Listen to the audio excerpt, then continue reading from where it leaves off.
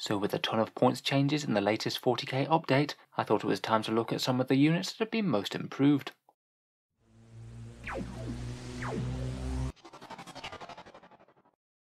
Hello and welcome back to Auspex Tactics, the strategy-focused 40k channel, where today we're trying to shine the spotlight on some of the biggest winners from the new points drops in Warhammer 40k, the ones that Games Workshop recently released, in a free download for updated points costs for everything in the Munitor and Field Handbook. I'll put a link to the full list of points in the video description below. In any case though, we're going to shine the spotlight on 5 of these units, and then just go over a fair few honourable mentions that I also think have drastically improved, but maybe not as much as some of the others. So first I thought we'd turn our attention to the Drukhari. In particular, I wanted to highlight the change to the Reaver Jetbikes, which have gone down absolutely insanely in points costs. They used to be 20 points a model, and now they've dropped to just 10, literally half the cost, and I'm not sure there's ever been a jetbike in 40k that only cost this amount. Honestly, to me this change just feels a bit off, and it's just completely out of proportion with the other changes. Honestly, I think it might have been a typo, and I would be a little bit dubious as to whether or not it's just going to get changed again as soon as Games Workshop gets around to updating the document. I saw some people on Reddit were suspicious that they might have modelled up Hellions and Reavers. The Hellions maybe should have been 10 points and the Reavers should have been 17, but at the moment that's all conjecture, and currently Reaver Jetbikes are 10 points per model, and I'd argue they've gone from a fairly mediocre unit to one of the strongest in the game. Currently, for your investment of 10 points per model, you get 2 toughness 4 wounds with a 4+ save, a crazy 18-inch movement, a splinter rifle and shooting, and a couple of strength 4 AP-1 attacks in melee that can be souped up with various witch colts. They look particularly silly when compared with Cabalite warriors at 8 points per model. For 2 points extra, you get toughness 4, an extra wound, crazy movement, and better melee. If for whatever reason Games Workshop don't go back on this, then I'd consider a few big units of these near mandatory in most Dark Eldar army lists. For just 300 points, you're going to give your opponent a major annoyance unit that's going to distract them from your other threats in the first turn or two. Plenty of other stuff from the Dark Eldar Codex got fairly decent boosts, in particular Racks going down to 8 points a model, and Talos Pain Engines being at 110 points. Both of those are looking far more solid, but perhaps not quite on the same crazy level as these Reavers. The next unit I wanted to highlight was for the Imperial Knights. Both Armigers War Dogs and Chaos War Dogs with a Melter and Chain Cleaver are now only 130 points, again down from 155. Theoretically, you could fill 9 of them in an army list for just over 1200 points, so plenty of room for other toys and maybe other Imperial allies. Again, these guys tick a lot of the boxes for being competitive units right now. They're very tough point for point. They're toughness 7, 12 wounds with a 5+ invul, so they're not going anywhere fast. Really fast with a 14-inch move, and every single one is a decent ranged and melee threat. That thermal spear kicking out D3 melter shots against enemy tanks, and the Reaper Chain Cleaver being both decent against light infantry and against vehicles when in combat, as it has the option to attack in 2 different profiles. I'd honestly say the biggest drawback for these guys right now is having to deal with the super heavy detachments, but I could easily see you justifying the command points to field between 3 and 9 of these in a single super heavy detachment. Their raw stats and power are just really impressive. To be honest though, as good as the Imperial version of these are, I think they might be even more potent for Chaos. The boost that they get from being an Iconoclast household is absolutely amazing. They get +1 AP and +1 attack on the charge, which turns them from being just a decent melee threat into an incredible one. And then should you wish to get the absolute most out of them, you can stack them with a custom Dread household, giving them exploding 6s to hit on the charge. There isn't really much in the game that wants to get charged by one of these with all these buffs. They're just very scary units indeed. For our next 2 units, I wanted to focus on the Tyranids, with Hive Guard and Devourer-Gaunts. Hive Guard have been good for a very long time, to be honest. They give you Strength 8, ignores line of sight shooting, and they're really quite efficient, and they can fire twice with a stratagem. You do pay a bit of a premium for their ignores line of sight, ignores cover firepower, but they're pretty much guaranteed to be a thorn in your opponent's side, as they're not going to be able to engage them efficiently if they're hiding out of line of sight. Their shooting is efficient enough to both stack wounds on infantry units or vehicles as they're needed. They've now gone down to 35 points from 40, and I think that Tyranid players who weren't already running a unit of 6 of these will be very tempted now. It's really not that big an investment in the list in 210 points, and in a lot of matchups it could cause your opponent some serious problems.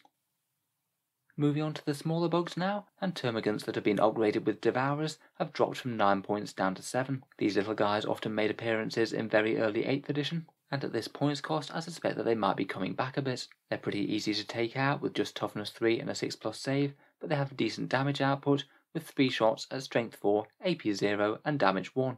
Again, a full squad will cost you 210 points, That's 30 gaunts with Devourers, and again they have the option to shoot twice with a stratagem, theoretically putting out 180 strength 4 shots that automatically reroll 1s if you're in a swarm big enough. Now if you can get that volume of shooting to land, it'll melt near enough anything. Even if it's firing against a non-ideal target like a vehicle, there's a good chance it'll die. With the full 180 shots and rerolling 1s, you're likely to do 12 wounds to a toughness 7 vehicle. Obviously though, that's hardly the ideal target. You could be killing around 40 to 50 orc boys per turn, or an entire squad of Space Marine intercessors.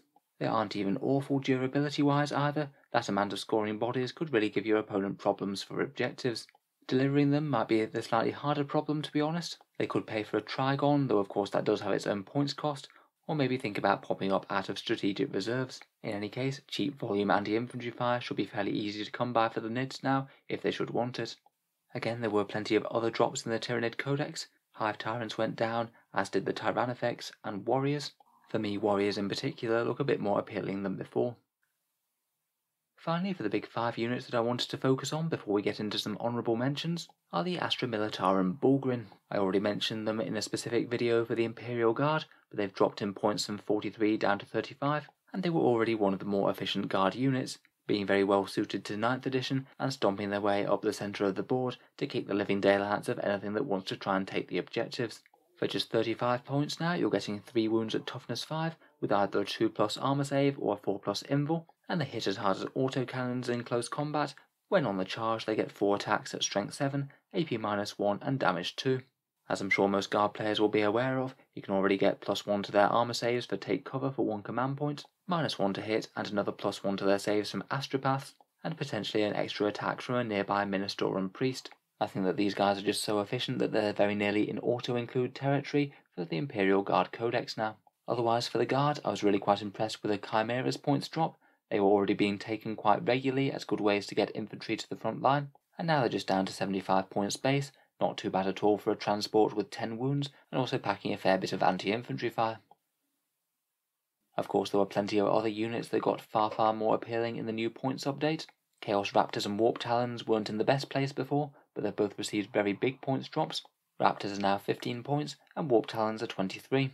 Still with just 1 wound each, they are a touch on the fragile side, but Raptors in particular could now be very interesting as a disruption and distraction type unit, maybe jumping down, performing actions, contesting table quarters, or tying the enemy up.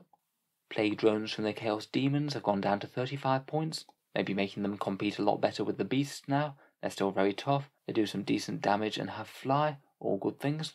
Sisters of Battle Zephyrim have gone from strength to strength. They recently gained access to strength 4 power swords, now they're also 18 points rather than 20, and now Repentia have gone up a point. They've certainly narrowed the gap in terms of Sisters of Battle combat specialists.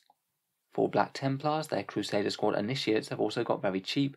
They're essentially a tactical marine profile with 2 wounds, so it does seem just a bit peculiar that they should cost so much less than tactical marines when they can be armed with exactly the same stuff. Again, I'm a little bit unsure as to whether this is a typo from Games Workshop, or whether they're truly intended to be 15 points. They're still not enormously threatening point for point in terms of damage output, but now point for point, they're arguably some of the toughest Space Marines in existence. If you want Black Templar objective campers, then these are certainly the way to go in my opinion, and perhaps it might even encourage people to actually footslog these guys across the board in a very fluffy Black Templars way. For the Servants of the Four-Armed Emperor, the Goliath Rock Grinder has gone down to 95 points from 120, and now this thing is looking like quite a cheap and threatening vehicle for its points cost. It essentially packs a D3 shot las cannon with blast, a heavy stubber for a bit of anti-infantry, and some drill dozer blades for around 6 to 8 attacks in close combat, all at strength 8 with good AP and damage. Finally, for the Custodes, the Virtus Praetors came down quite a bit. They were 95 points, they're now 85. They certainly have a great niche within the Custodes army, providing some good anti-horde with those Hurricane Bolters. They're very fast to get them where they need to be, and there's very few things they won't deal decent amounts of damage to in melee. Solid all-rounders, and having a points drop of greater than 10% is certainly going to get them used a lot more within a Custodes army. So let me know what you think of these points changes then, and are you looking forward to using any of these on the battlefield yourself? I must admit I'm very tempted to have a play around with some lists involving Armigers in the near future. If you've enjoyed the video, then feel free to subscribe to the channel. We'll certainly be keeping up with the game with regular video releases every day. Finally, if you have been watching a lot of the videos recently and you'd like to help keep them coming, I would just like to mention that the channel has a Patreon page which you can find down in the video description. Making all of this content does take a fair amount of time, and any support on the Patreon page is massively appreciated if you are watching a lot. Channel patrons do get a fair few rewards, seeing certain new videos early, regular votes to see what sort of things come next on the channel, and automatic entry into the channel's monthly prize giveaway with the chance to win some big model kits. If any of that sounds good to you, or you'd just like to help support the channel, then the link is down in the video description below. In any case, a massive thank you for listening, and I'll hope to see you guys next time.